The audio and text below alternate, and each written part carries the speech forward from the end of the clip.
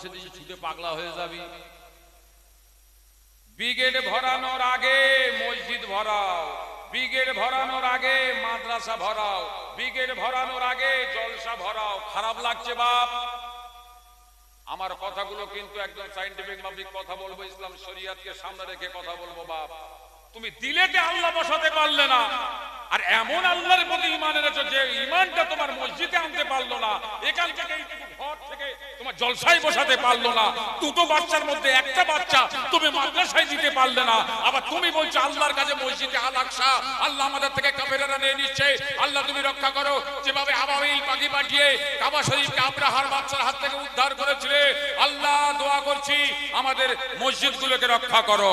আল্লাহ বলছে মাল নামা, মাল নামা। ও শিরিক করবে, হবে না। টুপির কালার নিয়ে যারা ফাটাফাটি করে, লম্বা গোল জামা নিয়ে যারা মারামারি করে, হুরপুরা তবলিগ আজান গাজী বেরেলি আইলা হাদিস জামাতে ইসলামী নিয়ে যারা মারামারি কাটাকাটি করে, যাদের নামাজ এক, আল্লাহ এক, রসুল এক, কোরআন এক, কবরখানা এক। কষ্ট লাগছে বাপ? আজকের কেন এত ফেরকাবাজি? এখনো বুঝবে না মুসলমান? আমার সোনার মানিকেরা, তাই হাত জোড়ে করে বলে যাই, আমাদের আকাবিররা বলেছেন যেদিনকে 60% নামাজি মসজিদে পরিপূর্ণ হয়ে যাবে, আল্লাহ সুবহানাহু ওয়া তাআলার তরফ থেকে আমাদের উপরে ন্যায় ফায়সালার আসবে পৃথিবীর জমিনে। হযরতে উমর যখন বাদশাহী করেছিল, গোটা বিশ্বের অর্ধেক একানয়ত্ব ভার তার হাতে আল্লাহ তুলে দিয়েছিলেন। জোরে বলুন। এই 60% নামাজি যখন মসজিদে ভরিয়ে দেবে, তখন আল্লাহ সুবহানাহু ওয়া তাআলা আবার পৃথিবীর একানয়ত্ব ভার, রাজত্বের ভার এই মুসলমানদের উপরে আল্লাহ হস্তগত করে দেবে। নারায়ে তাকবীর, নারায়ে তাকবীর। তাহলে এইবার আপনারা সিদ্ধান্ত করুন, এখন মসজিদে ভরাবে না, জলসা ভরাবে না, মাদ্রাসা ভরাবে না, ব্রিগেড ভরাবে? তবে বর্তমান সিচুয়েশনে যেটা এসছে, আমাদের সব দিকেও করতে হবে, ঠিক না বল? নইলে বাঁচানো যাবে না। আমার সোনার মানিকেরা আসেন, আসেন, যে আল্লাহ পাক কোরআন শরীফের মধ্যে জানিয়ে দিয়েছেন, ফামান তাবিয়া হুদাইয়া ফালা খাউফুন আলাইহিম ওয়ালা হুম ইয়াহজানুন। আমার আল্লাহ বলেছেন, পরিষ্কার কোরআনের আয়াত, আল্লাহ বলছে আমার কোরআনের আইন, আমার কোরআনের শরীয়তের আইন কানুন যারা মেনে চলবে, পৃথিবীর জমিনে আখিরাতের ময়দানে তাদের কোনো ভয় থাকবে না, কোনো চিন্তা থাকবে না। এর ভিত্তি থেকে আজকের ওয়াজ। তাহলে আমাদের দুটো রাস্তা, হয় আমরা কোরআনকে ঠিকভাবে কোরআনের আইন লাগু করতে পারিনি, আর যদিও বা হিন্দুস্তানের জমিনে আমরা কোরআনের আইন পরিপূর্ণতা আনতে পারিনি, আনতে পারবো না, তবে আমরা অন্তত কোরআনের উপরে আমল করা তো আমাদের শর্ত ছিল। ঠিক বলছি না ভুল? আমার সোনার মানিকরা, আল্লাহ রাসূল বললেন, আত-তাহারুল শাদরুল ঈমান, আত-তাহারু শাদরুল ঈমান।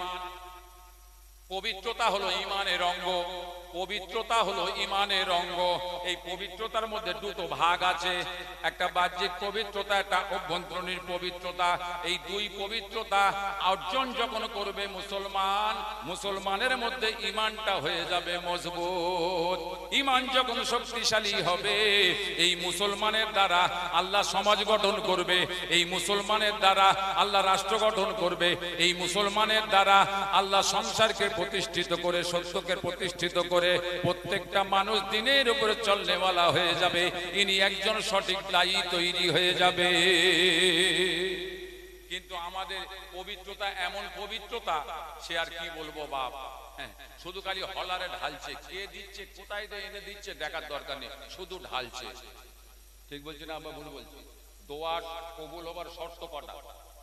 অন্ততপক্ষে এটা জেনে নেন, দোয়া কবুল হবার শর্ত হলো হালাল রুজি। ঠিক বলছি না ভুল বলছি? হালাল রুজি। চাচার ভুঁড়ি এত বড় করিয়েছে মাল খেয়ে গিয়ে। সোজা আল কোদালে কাইটা বেঁকা করে সাইটা সাইটা, পরের সম্পদ লুইটা পুইটা নিজের ভুঁড়ি করে বড়, সেই ব্যক্তি মসজিদে যাইয়া কয় কাতার সোজা করো। ঠিক বলছি না ভুল? এই মালগুলো মসজিদে গিয়ে বললাম, ঈদের সময় নামাজ পড়তে গিয়ে ফ্যানটা এরকম হয়েছে কেন, ফ্যানটা সারানো হয়নি কেন, গরম হচ্ছে কেন, লোক দাঁড়াতে পারে না। ওদিকে বলে জানলার একবারে জানলাটা আসেনি কেন, ওটা হয়নি কেন, ওটা হয়নি কেন। জুম্মার নামাজে পড়তে যায় না, ঈদের দিন একটা দিনকে জামলা পাইকে দিচ্ছে, এরকম দু একটা মাল আছে না নেই? হয়তো আপনাদের এখানে তবলিগি লাগে, এখানে হয়তো হয় না, আমাদের ওদিকে খুব হয়। এই মালগুলো বোঝানো খুব মুশকিল। তারপরে জোহর থেকে মালটার আর দেখা পাবে না, ও শুধু গুড় লাগানো মাল, গুড় লাগিয়ে চলে আসবে।